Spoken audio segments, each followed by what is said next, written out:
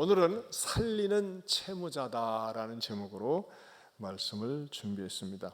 채무를 지고 있다, 빚을 지고 있다, 별로 반가운 것 아닙니다. 그렇죠? 여러분들이 빚에 눌려본 적이 있습니까? 저는 있습니다. 우리 부모님이 보증쓰고 너무너무 어려워가지고 정말 돈을 빌려가지고 사는데 월말만 되면 빚쟁이가 찾아와요. 근데 이자가 말이죠, 제가 기억나는데 어린 시절이거든요. 300만 원을 빌렸는데 이자가 30만 원이야. 그때 당시에 일부였어요. 일부. 이야, 진짜 왜 이렇게 또 이자 돈 갚아야 될 날은 빨리 찾아오는지 몰라요. 참 고생하는 것을 봤어요.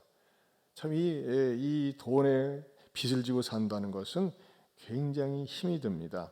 그런데 때로는요, 본의 아니게 진 빚 때문에 인생의 비싼 수업료를 물고서 정신 차리고 사는 경우도 있습니다. 전화위복이 되는 경우가 있어요. 악착같이 나는 빚지고 살지 말아야지, 그런 모진 그런 마음의 결심을 하고 있지 않습니까? 첫 번째는 무슨 빚이 있을까요? 물질적인 빚이 있습니다. 물질적인 빚. 제가 어떤 분한테 들었는데, 제 주변에는 어떤 교회가 예배당을 짓는데 거의 한 30억이 들었대요. 근데 벌써 오래됐는데도 불구하고 빚을 갚은 거는 3억밖에 안 되는데 27억이 남아 있어요.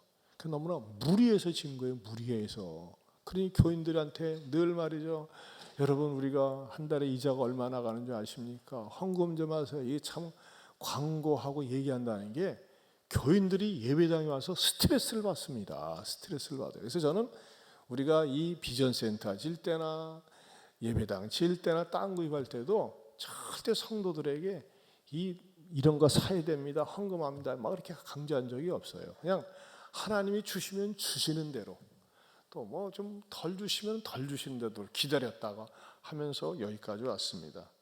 감사하게도 하나님의 은혜로 우리 예안교회는 빚이 1원도 없습니다.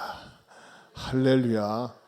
그래서 저는 항상 무엇에 눈을 뜨느냐, 우리가 베풀 수 있는 게 무엇인가, 줄 수 있는 게 무엇인가. 이제 하나님 앞에 복을 받았으니까 줘야 되지 않겠습니까? 저는 여러분들이 우리 예안교회를 통해서 주신 그런 축복을 맛볼 수 있기를 축원합니다. 여러분, 빚의 원리는 어떻습니까? 빚의 원리는요, 준 사람은 뭐 지금은 이제 은행 통해서 많이 빚을 사채를 그러니까 통해서 이렇게 자금을 융자받습니다만, 또 대인 관계에서 뭐 부득이해서 옛날에는 사람에게 돈 빌리는 일이 많이 있었어요. 근데 돈을 빌려준 사람은 반드시 기억합니다. 내가 얼마 빌려줬지. 그러나 의외로 돈을 빌림 받은 사람은 잊어버리더라고요. 가만하게 잊어버리고 있어요. 그러면서 그런 것이 서로 속상해서 나중에는 돈이 사람을 왼수로 만들지 않습니까? 참, 이 돈 문제가요, 가정에서도 자녀들이 빚을 많이 지면 집안을 아주 망하게 해요. 얼마 전에, 몇 년 전에 요즘 이 카드가 아주 이게 병폐가 많은 것 같아요. 카드 빚에 시달리던 22살 먹은 대학 중퇴생이 이 막 카드를 갖다가 돌려막기 하면서 돈을 너무나 많이 빚을 져가지고 어떻게 했습니까? 집안에 가서 떨어져 살다가 집안에 찾아가서 할머니 어머니에게 나 빚 좀 갚아달라고 하니까 할머니랑 어머니가 내가 지금까지 너한테 이놈아 준 돈이 얼마인데 맨날 또 빚졌다가 찾아오느냐 하면서 막 야단을 치니까 이 새끼가 승질난다고 할머니하고 어머니를 목 졸라 죽였어요. 그리고 도망치다가 어떻게 됐습니까? 발각돼가지고 아버지한테 발각되니까 아버지를 두들겨 패고 도망가 버렸어. 천하의 패륜이 아니겠습니까? 여러분, 저는 이렇게 생각합니다. 자기가 카드를 사용해서 갚을 능력이 없으면 카드를 안 쓰는 게 낫습니다. 카드를 안 쓰는 게 낫습니다. 여러분, 남한테 신세지고 부모한테 그 젊었는데도 불구하고 일할 수 있는 능력이 있는데도 불구하고 늘 부모한테 손을 벌리는 거, 달라고 하는 거, 이거요, 그 인생이 거지 인생으로 살고 실패자로 산다는 것입니다. 우리말 속담 가운데 아주 잘못된 속담, 그게 뭡니까? 공짜면 무슨 물도 마십니까? 어떻게 잘하셔요? 공짜면 양잿물도 마시는데, 나는 이 속담이 먹어보고서 마셔보고서 나오는 속담인지 모르겠어요. 양잿물 먹으면 그냥 갑니다 바로. 이런 잘못된 외상을 좋아하는 거예요.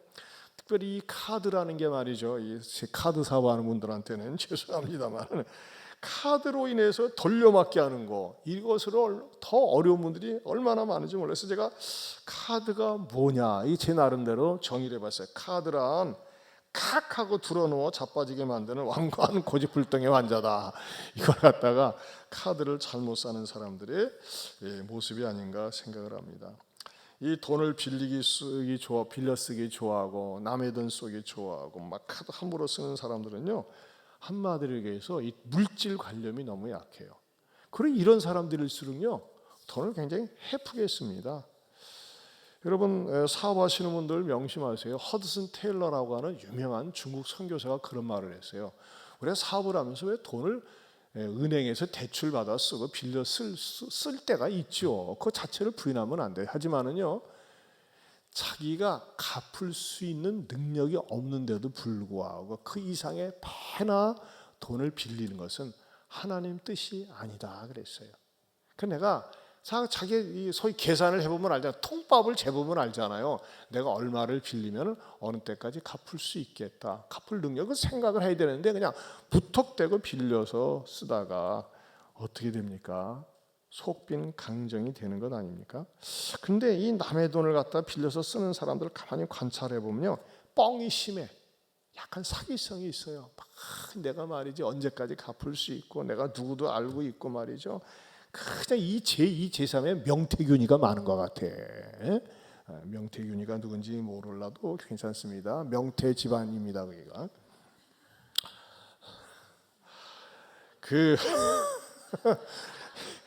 속빈 강정이 많아가지고 결국은 가족 고생, 또 이웃 고생, 남 고생을 시킵니다. 제가 말이죠, 얼마 전에 그 소그룹 성경 공부하면서 그 말을 듣고 우리 교회 등록하셨는데 너무너무 목사님의 이 말씀 은혜를 받았다는 거예요. 이분이 개연 사업을 하는데 남들이 볼 때에 돈이 좀 있어 보였나 봐요. 저는 그분의 재산 유무 상태를 잘 모르는데, 근데 목사님의 이 한마디에 제가 숙제가 완전히 풀리고 은혜를 받았대요. 뭡니까? 여러분, 우리 교회는요 공공연하게 알려준 신호가 있습니다. 자, 제가 질문하면 여러분 대답해 보시기 바랍니다. 돈 좀 빌려주세요. 감당하기 어렵습니다. 네. 아니, 모르는 분도 있네. 따라서 합시다. 감당할 수 없습니다. 네. 빌려줄 수 있는 여력은 있어. 근데 이걸 빌려주고 나면 시험 될 것 같아. 누가 시험 시키면 돈이 사람을 약속으로 오기잖아요. 그럴 때는 저는 그랬어요. 항상 감당할 수 없습니다. 따라서 감당할 수 없습니다. 자, 옆 사람하고 또 한번 얘기합니다. 감당할 수 없습니다. 네. 여러분, 이건 참 좋은 사인이에요. 교인들끼리 돈거래 하다가 어떻게 됩니까? 돈이 약속을 지키지 않고, 그리고 돈하고 인격하고 결부시켜가지고 그 인간이 내 돈 떼먹었네. 거기다가 또 하나 뭘 덧붙입니까? 예수쟁이가 떼먹었네.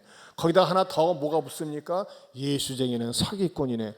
돈하고 예수님하고 아무 관계가 없는데 돈 떼먹으면서 이런 사건이 일어나는 거예요. 여러분, 물질 문제에 있어서 여러분들이 정말 내가 할 수 있는 것만큼 하고 최선을 다해서 하고 빚지고 사는 인생 되지 마시기를 주님의 이름으로 축원합니다. 여러분, 저도 이제 목회한 지가 40년 정도 됐습니다. 근데 제가 이 목회를 하면서 진짜 어마무지하게 큰 부자도 많이 만나봤어요. 또 가난한 분도 봤고. 근데 제가 확인하고 지켜본 바로는 하나님 말씀대로 순종하면서 살면요, 물질의 복이 따르게 되어 있습니다. 아멘입니까? 여러분, 전 세계 나라에서요, 말하자면 그 나라를 국가로 인정하는 나라가 224개라고 하는데, 나라 가운데서 나라 국기가 십자가로 되어 있는 나라를 살펴보세요. 가난한 나라가 없어요. 왜? 성경의 가르침이 근면 성실 정직하게 가르치잖아요. 그런데 이제 이런 질문이 있어요. 일본은요? 일본은 기독교 국가가 아닌데 어떻게 잘 삽니까? 일본은요, 머리빡이 다 나가. 아다마가 잘 돌아가. 아다마가. 그래가지고 어떻게 합니까? 기독교 정신을 그들은 이렇게 배워가지고 근면 정식 성실하게 사니까는 말하자면은 그 나름대로 열심히 살아요. 근데 지난번에 이혜진 선교사님이 오셔가지고 우리의 생각을 바꿨어요. 야, 지금 일본에요 진짜 어렵게 사는 사람들이 많아요. 그리고 더 놀란 거는요, 정말 일본 사람들은 사람들을 이렇게 집안에 모셔드리지 않는다고 하는데 1년 12달 몇 년이건 관계없이 쓰레기를 버리지 않고 집안에다 쌓아놓고 사는 거예요. 그러니까 쓰레기를 덮고 살아. 그런 사람들이 세고 셌답니다. 일본에는. 참 얼마나 그렇게 되는지 모르겠어요. 참 일본이라는 나라가는 굉장히 참 불행합니다. 더군다나 예수님도 없으니까. 그러고 보면 진짜 대한민국 좋은 나라입니다. 이건 누구 덕입니까? 주 예수 그리스도. 왜 가만히 있어요? 여러분, 대한민국을 이만큼 살게 해주신 분이 누구십니까? 주 예수 그리스도. 동의하십니까? 그렇습니다. 우리나라는요 정말 하나님께서 너무너무 사랑을 하세요. 자, 저는 여러분들이 물질에 빚지지 않고 오히려 내가 자원하는 마음으로 주고 베풀 수 있기를 바랍니다. 아까도 2부 예배 마치고 하는데 어떤 분이 저를 만나자고 하더니 목사님 이거 좀 전해주세요 그래요. 뭔데 했더니 이분은 저기 남편이 세상을 떠난 분인데 하나님 앞에 선교원금으로 써주면서 500만 원 자기 압수표 그 510만 원을 넣어가지고 회계실에 갖다 주라고 그러더라고요. 왜 안 하셨어요 했더니 혹시 잊어버릴까 봐. 그래서 참 이런 분도 계세요. 정말 하나님 앞에서요 정말 기꺼이 드리는 걸 좋아하고 나누길 좋아하고, 이번에 김장 축제하는데도 불구하고 직접 참여한 분들도 계시고 뭐 여러 가지 음료수로 또 고기로, 고기가 부족하다고 하니까 플러스 알파로 해서 막 보이지 않게 절대 얘기하지 마세요 하면서 말이죠. 이런 섬기는 분들이 많이 있어요. 얼마나 감사한지 모르겠어요. 여러분, 저는 하나님께서 여러분들의 물질 생활도 마르지 않는 샘으로 축복해 주시길 바랍니다. 샘이 마르질 않는 거예요. 그러면 어떻게 될까요? 여러분, 11조 생활 철저히 해보세요. 반드시 복 주십니다.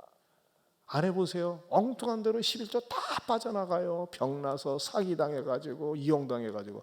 그런데 11조 갖다 바친다니까. 11조 바치는 건 똑같아. 근데 하나님 앞에 바치면요 하나님께서 책임져 주시는데, 하나님 앞에 드리지 않고 내 거라고 딱 움켜쥐면요, 움켜줘 보세요.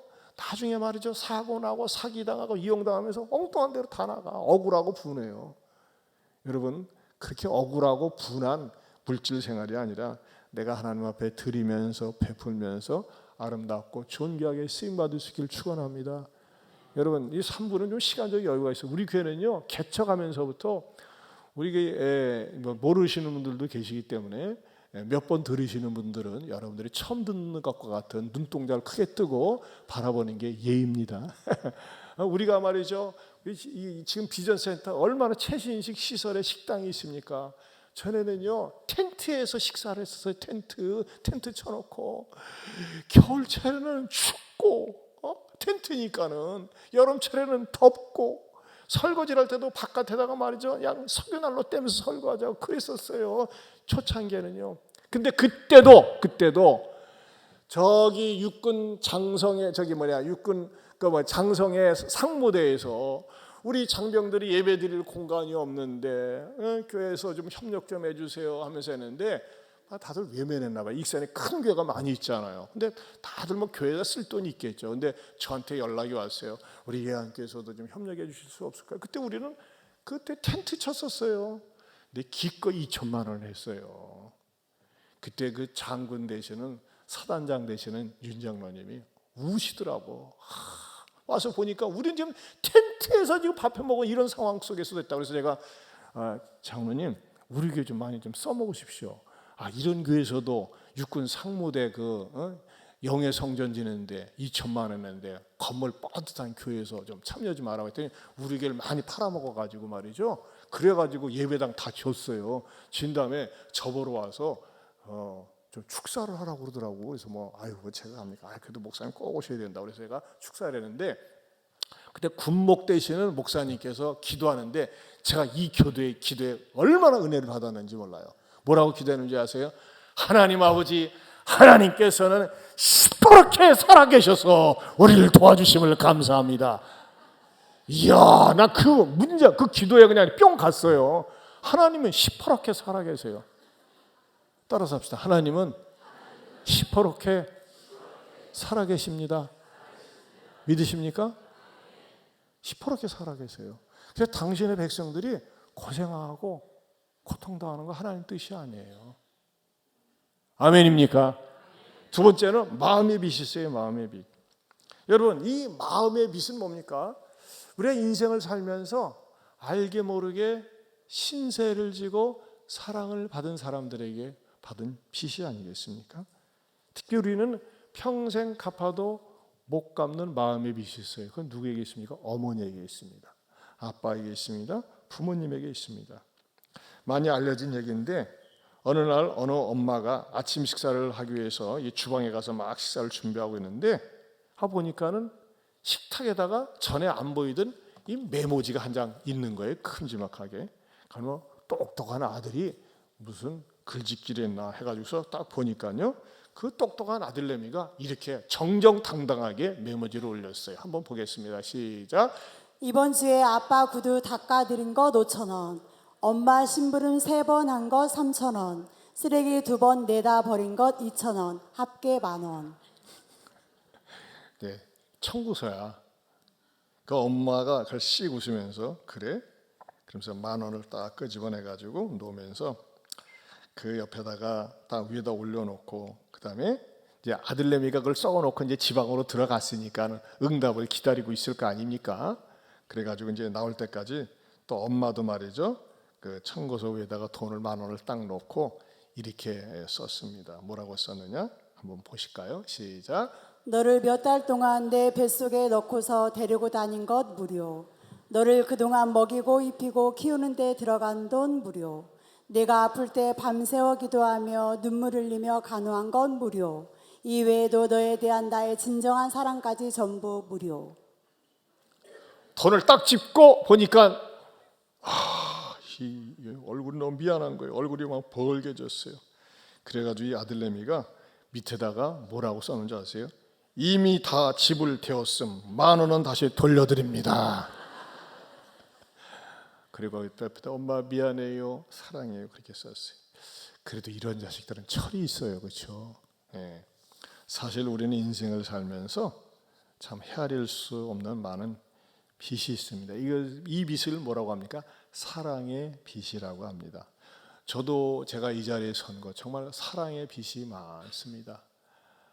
어려울 때, 힘들 때, 어떤 공공에 처해 있을 때 많은 분들이 위로해 주시고 격려해 주시고 힘이 되어 주신 그 사랑의 빛이 있습니다. 그러나 어떤 사람들은요, 내가 나된 거 이만큼 사는 거 역시 난 머리가 좋아, 나는 수완이 좋아, 내가 인간관계가 좋아하면서 말이죠, 한 눈을 감고서 자기가 고마운 사람이 없고 감사한 사람이 없는 사람 되게 교만합니다. 아니에요. 눈을 감으면요, 내가 이만큼 된 거 누구한테 사랑 입었지, 신세 졌지, 그런 고마운 마음들이 있어야 됩니다. 여러분, 그리고 누구에게 호의를 입었고 격려를 받았습니까? 그냥 지나치지 마세요. 돈 안 드는 큰 보답이 뭡니까? 감사합니다, 고맙습니다. 여러분, 부모들이 어느 때 서운한 줄 아세요? 그렇게 사랑을 쏟아붓고 달라는 거 다 줬는데도 진짜 감사하다는 말 한마디 제대로 할 줄 모르고 고맙다는 말 한마디 제대로 할 줄 모를 때 부모는 마음이 좀 상해요. 섭섭해요. 그런데요, 엄마, 아빠, 어머니, 아버지 이렇게 저를 위해서 애써주시고 수고해 주셔서 정말 고맙습니다. 이렇게 우러나는 마음으로 해보세요. 그럼요, 엄마 아빠는 그래 그만 값 좀 해라 그럽니까? 아니, 다 잊어버려요. 그냥 그게 부모의 마음입니다.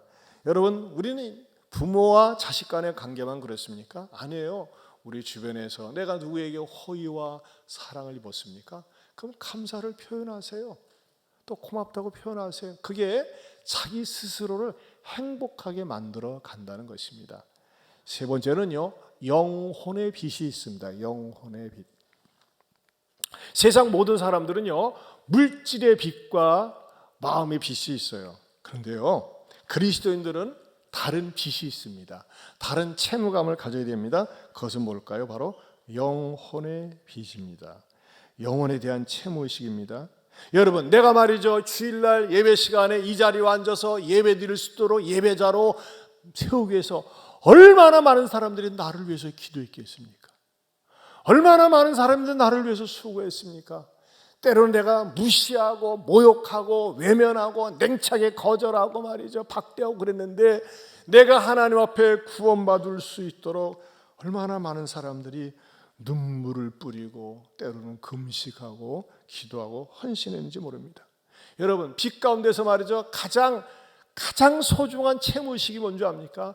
영혼에 대한 채무의식이에요. 나 같은 인간 뭔데 나를 위해서 이렇게 애쓰고 수고해 주면서 내가 하나님 앞에 나와서 창조주 하나님 앞에 예배자로 앉을 수 있다고 하는 거, 이거 하나님의 은혜인 줄로 믿습니다.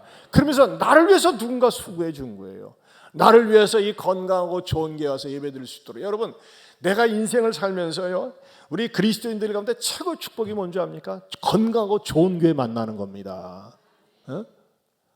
엊그제도 계속 인터넷에서 신문에 나대 분당에서 큰 교회에서 막 싸운다고 말이죠. 참, 여러분, 싸우는 교회 다니면요 얼마나 힘든지 몰라요. 저는 제 소원은 우리 예한교회가 평안하여 든든한 것처럼 주님 재림하시는 날까지 다툼이 없고 항상 우리 교회가 어떻게 하면 이웃을 도울까, 남을 도울까, 선교하면서 베풀면서 살까, 그런데 신경 쓰면서 에너지를 소모하면서 살 수 있는 건강하고 좋은 교회가 될 수 있기를 축원합니다. 여러분, 내가 이 정도로 있기 위해서는, 이만큼 살기 위해서, 또 예수 믿고 구원받도록 얼마나 많이 수고를 이웃이 했는지 모릅니다. 남이 했는지 모릅니다. 바울은요 그런 채무감이 강했어요. 나는 빚진 자인데. 그것에 대해서 14절에 뭐라고 얘기하고 있습니까? 14절을 보겠습니다. 같이 봅니다. 헬라인이나 야만인이나 지혜 있는 자나 어리석은 자에게 다 내가 빚진 자라. 네, 바울은 빚진 자라고 그랬어요. 그걸 갖다가 공동 번역에서는 뭐라고 말씀하고 있느냐? 같이 보겠습니다. 나는 문명인에게나 미개인에게나 또 유식한 사람에게나 무식한 사람에게나 똑같이 전도할 책임을 지고 있습니다. 네, 이 바울이 이야기하고 있는 내가 빚진 자라고 하는 것은 전도할 책임이 있다고 하는 것입니다. 바울 당시에는 헬라 문화가 만연했습니다. 알렉산더의 영향으로 전 세계가 헬라의 언어와 문화, 사상을 받고 헬라 문화적인 삶을 살았습니다. 여러분, 지금도 우리 세계에 흐르고 있는 사상 문화는 헬라 문화입니다. 헬라인 하면 유식한 사람, 똑똑한 사람, 잘난 사람, 지성인, 그렇게 사람들이 처해 주었습니다. 지금도 그렇습니다. 그러나 헬라인만 있습니까? 야만인도 있습니다. 배우지 못한 사람도 있어요. 부유한 사람만 있는 것이 아니라 가난한 사람도 있습니다. 그런데 바울은 뭘 얘기하고 있습니까? 유식한 사람이건 무식한 사람이건 배운 사람이건 못 배운 사람이건 부자건 가난한 사람이건 나는 다 그들에게 복음에 대한 빚이 있다는 것입니다. 왜?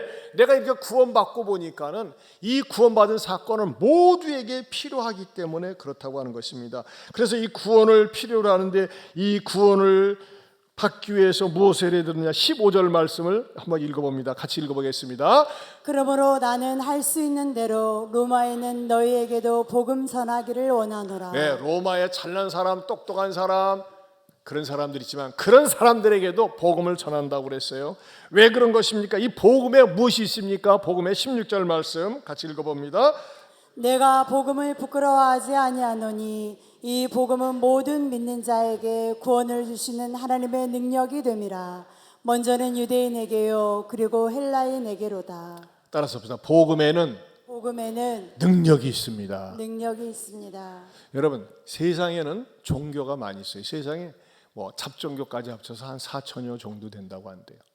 근데 여러분, 세상에 고등 종교 가운데 하나가 불교 아닙니까? 고등 종교입니다. 또 원불교도 고등 종교입니다. 그러나 저는 우리 기독교를 릴리전에 놓고 싶지가 않아요. 종교가 아니에요. 기독교는 생명의 출발입니다. 다른 종교는 생명을 못 줘요. 뭘 보면 아냐면요, 몇 년 전에 교파를 초월해서 한 200억을 모금해가지고 기독교 민영 교도소를 세웠습니다. 기독교 민영 교도소가 있어요. 이렇게 군산이나 전주에 나라에서 운영하는 교도소가 아니라 기독교의 자본을 들여서 기독교의 헌금을 가지고 모든 것을 운영하는 기독교 민영 교도소라는 것입니다. 그러면 어떻게 보면요, 타 종교에서 볼 때는요 특혜 같지 않습니까? 그렇지 않아요? 근데 타 종교에서 절대 터치를 하지 않습니다. 여러분, 우리나라 종교 중에 제일 돈 많은 거, 부동산 많고 산 많은 종교가 어디입니까? 불교입니다. 거기는요 재산을 갖다가 재산이 얼마인지 가늠할 수가 없어요. 세무조사도 안 받죠. 그래서 제가 아는 목사님 가운데 주지 스님하고 친한 분이 계세요. 당신네들은 도대체 재산이 얼마요? 했더니 왜 기독교는 말이지 죄지혜가 있어가지고 뭐드로 예산 세고 결산을 보고하냐고. 그러니까 다 뻐럭나가지고 예산 알지. 우리는요 예산도 없고 결산도 없어요. 나 중들이 같습니다 그러더래요. 거기는 예산 결산이 없어요. 그냥 여러분 수입이 얼마인지 가늠을 못해요. 보고할 이유가 없어요. 무슨 여러분 불교에 우리 불교 모여가지고서 뭐라고 그러죠? 불자들을 우리 재직하게 하겠습니다. 들어본 적 있습니까? 그 자체가 없습니다. 이게 수입과 지출에 대해서 다 가려져 있어요. 재산이 어마무지합니다. 어마무지해요. 그런데요 제가 궁금한 게 있어요. 왜 불교에서 시샘이 얼마나 많은 줄 아세요? 어떤 시샘? 불교에서 시비 건 게 있어요. 기독교를 가지고. 왜 기독교 니네들만 12월 25일 노냐? 법정 공휴일이냐? 우리에게도 공휴일을 달라 그랬어요. 어? 여러분 전 세계에서요 법정 공휴일로 지키는 나라가 우리나라입니다. 여러분 법정 공휴일로 딱 자꾸 시비를 거는 거예요. 아니 성탄일은 뭐 이게 하루 이틀 지키는 게 아니라 전 세계적으로 지키는 건데 왜 석탄일은 석가모니가 우리나라에서 난 것도 아닌데 뭐 예수는 우리나라에서 냈냐? 하면서 따지고 시비를 걸면서 아니야 그래도 막 때를 쓰면서 우리에게도 법적으로 석탄일을 달라 4월 초팔일을 달라 공휴일을 달라 그랬어요. 여러분 그게 법정으로 정식 공휴일이 된 날이 언제인지 아십니까? 아시는 분 손 들어보세요. 손 들 필요 없어요. 다 모르십니다. 제가 알아서 조사해 왔습니다. 1975년 1월 27일 날 대통령 영의회에서 법정 공휴일로 정했어요. 언제라고요? 1975년. 75년 이전에는요 4월 초파일이 공휴일이 아니었어요. 제가 뭘 말씀드리고 싶느냐, 이렇게 시샘을 내면서까지 석가모니가 태어난 날을 법정 공휴일로 제정했던 불교가 왜 교도소도 하나 차려가지고 스님들이 가서 말이죠 나미아미 탑을 하면서 말이죠 좀 이렇게 갱생시킨다든지 하지 왜 못하느냐 이거예요. 왜 못해? 자신이 없어요. 원불교도 자신이 없어요. 여러분 홈스테이 들어가면요 좋은 공기 쐬고 좋은 밑반찬 먹고 하면서 말이죠 몸을 비운다 머리를 비운다 하지만은요 사람을 근본적으로 바꾸지 못합니다. 악인을 의인으로 죄인을 의인으로 만들지 못한다는 것입니다. 그러나 기독교의 복음이 들어가면은 복음을 받아들이면 죄인이 의인이 되고 악인이 의인이 됩니다. 여러분 그래서 말이죠 제가 설교 준비하다가 기독교 그 소망교도소를 찾아갔어요. 거기까지 2000인데 가기는 힘들고 인터넷에 보니까 이렇게 앞간판이 되어 있어요. 보세요. 네. 맨 앞에 뭐래? 거듭남과 회복 공동체 소망교도소. 다 같이 한번 읽어보세요. 시작. 거듭남과 회복 공동체 소망교도소. 예, 이게요 교도소 간판이에요. 교도소 간판. 여러분 군산교도소, 전주교도소 이런 거 없어요 다른데. 근데 여기서는 뭐예요? 거듭남과 회복 공동체라고 당당하게 붙였어요. 왜? 100% 기독교인들의 헌금을 통해서 만들어졌기 때문에. 근데요 나라에서 교정 당국에서 조건이 있었어요. 좋습니다. 당신네들이 민간 교도소, 기독교인들이 운영하는 교도소를 만드는데 조건이 있습니다. 여기에 들어온 사람들이 여기서 나갔을 적에 재범률이 10% 미만이어야 합니다라고 조건을 내버렸어요. 여러분 교도소 가가지고 원래 교자가 교정할 교자 아닙니까? 근데 교정이 안 되고 거기서 죄를 자꾸 배우잖아요. 근데 소망교도소에서는 어떤 일을 합니까? 예수님 모셔드리고 변화받은 다음에 내가 2번 다시 이런 죄를 짓지 말아야지 하는 그 재범률이 뚝 떨어졌다는 것입니다. 그래서 인정을 받고 있는 거예요. 제가 무엇을 말씀드리고 있느냐? 여러분, 세상에 권력이 있고 돈이 있고 힘이 있고 조직이 있어도요, 그런 것들이 사람을 못 바꾼다는 것입니다. 무엇이 사람을 바꿉니까? 복음이 사람을 바꿉니다. 무엇이 사람을 바꿉니까? 시작. 무엇이 사람을 바꿉니까? 주 예수 그리스도 하세요. 무엇이 사람을 바꿉니까? 주 예수 그리스도. 그러니까 주 예수 그리스도를 전하는 도구가 복음이라는 거예요. 복음. 여러분, 많은 사람들이 세상 줄을 붙잡고 살아요. 돈줄을 붙잡고 살고 권력줄을 붙잡고 살고, 나는 빼기 좋아, 인간관계 또는 뭐 집안의 말이죠, 그 구조를 붙잡고 삽니다. 아빠 찬스, 엄마 찬스, 할애비 찬스 하면서 말이죠, 그런 걸 붙잡고 살려고 그래요. 그러나 다 끊어집니다. 제가 모처럼 예배 시간에 여러분을 위해서 영화 한 편을 준비했습니다. 이 영화를 트니까요, 설교 듣는 것보다 더 눈을 크게 뜨고 듣더라고요. 그럴 수밖에 없습니다. 실베스터 스텔론이라고 하는 클리퍼 행어, 여러분들에게 보여드리겠습니다. 주소서 그 감의 권세에 매여 내 이를 빼앗긴 저들에게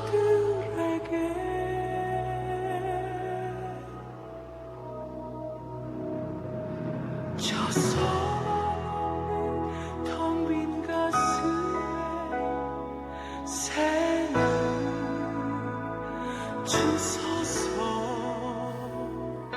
고통의 멍에에 매여 시름하고 있는 저들에게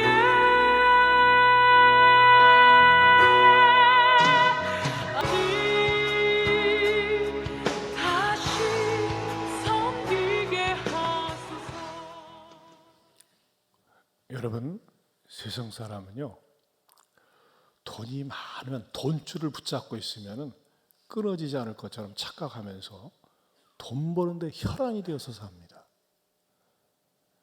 여러분, 하지만 이건희 회장, 그 돈 많은 부자도 어떻습니까?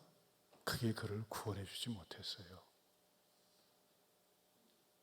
또 어떤 사람은요, 나는 인간관계가 좋아가지고 인간관계 잘 이끌어줄 것처럼, 어떤 사람은 맨날 놀러 다니는 거, 구경 다니는 거, 세상 취미, 그 줄을 붙잡고 살아요. 자식이 전부인 것처럼 자식의 줄을 붙잡고 살고, 부모가 전부인 것처럼 부모의 줄을 붙잡고 삽니다. 아니, 세상 줄은요, 반드시 끊어지게 되어 있습니다.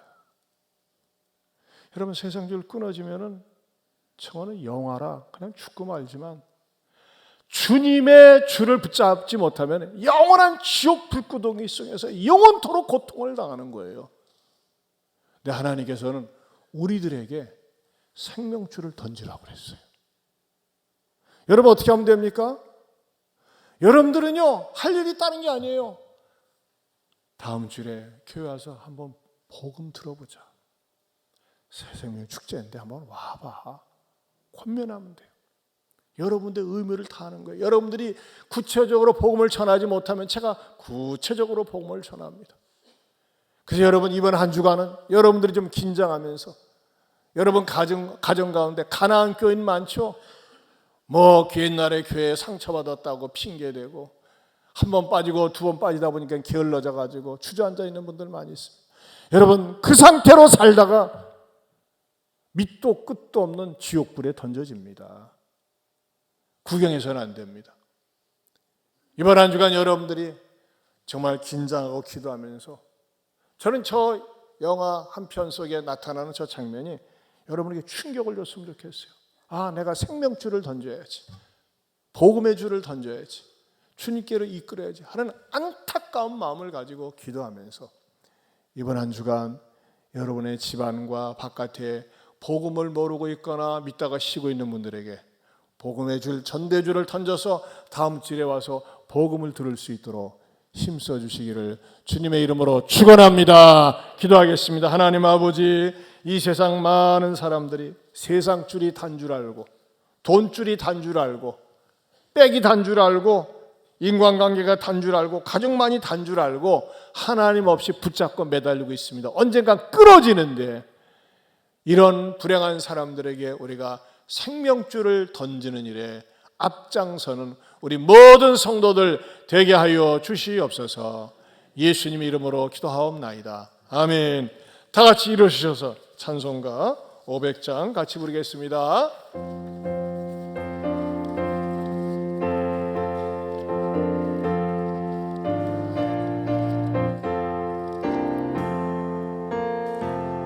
물거의 생명줄 던지어라. 누가 저 형제를 그워하랴.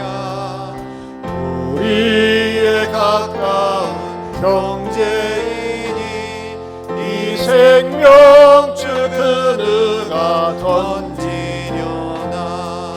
생명줄 던져, 생명줄 던져, 물속에 빠져간다. 생명줄 던져, 생명줄 던져, 지금 곧 던지어라. 더 빨리, 더 빨리 생명줄 던지어라. 형제여 너 어찌 지체하나. 보아라 저 형제 빠져간다. 이구조선 타고서 너 어서 생명줄 3절 너 어서 생명줄 던지어라. 저 형제 지쳐서 걷어윈다. 시험과 근심에 거듭 풍파 저 형제를 입스로 위험한 풍파가 곧 지나고 위험한 풍파가 곧 지나고 건너편 언덕에 이르리니 형제여 너 어찌 지체하나. 또 생명줄 던져서 구원하라. 생명줄 던져, 생명줄 던져, 물속에 빠져간다. 생명줄 던져, 생명줄 던져, 지금 곧 던지어라. 우리 시간에 두 손 들고 기도하기 원합니다. 하나님 아버지, 이제 새생명 축제가 한 주간 다가오는데 결코 구경꾼이나 방관자가 되지 말게 하시고, 신앙생활하다가 쉬고 있는 분들, 시험 들어서 쉬고 있는 분들, 또는 주님을 모르는 분들에게 생명줄 던지게 하여 주옵소서. 그래서 다음 주에 이 자리에 와서 복음 듣고 같이 구원받는 놀라운 역사가 일어날 수 있도록 우리 주여 한번 부르고 통성으로 기도합니다. 주여. 하나님 아버지 감사합니다. 하나님께서 우리 함께 하심을 감사합니다. 생명줄을 기꺼이 던지게 하여 주옵소서. 세상줄이 돈줄이 관계줄, 인간적인 것이 아버지는 단줄하고 거기에 목매다는 사람들에게 아버지 하나님의 생명줄을 던져서 보내주옵소서. 구원받는 놀라운 역사가, 새 생명의 역사가 다음 주에 일어날 수 있도록 도와주시옵소서. 하나님 아버지, 많은 사람들이 돈이면 다 되는 줄 압니다. 백이면 다 되는 줄 압니다. 할아버지 찬스, 엄마 찬스, 아빠 찬스면 다 되는 줄 압니다. 그러나 붙잡고 의지했던 거 끊어집니다. 그리고 영원한 나락으로 떨어지는데, 주여 저희들이 그 불쌍한 사람들을 놓고서 외면하지 말고 복음의 줄 생명줄을 던져서 구원하는 일에 쓰임받게 하여 주시옵소서. 무엇보다도 다음 주 우리가 새생명 축제 새생명 주일로 지킵니다. 주님, 우리 양손에 예수님 없이 사는 불행한 사람들, 예수님 믿다가 실족한 사람들 다 데리고 와서 생명줄을 던져 구원받는 일에 쓰임받는 모든 성도 되게 하여 주시옵소서. 이제는 우리 주 예수 그리스도의 은혜와 하나님 아버지의 변함이 없는 사랑과 성령님의 감화 감동 교통하심의 은혜가 세상 줄이 단 줄 알고 사는 사람들에게 생명줄을 던지는데 쓰임 받겠노라고 다짐하는 모든 성도들 위해 영원토록 함께 있을지어다. 아멘.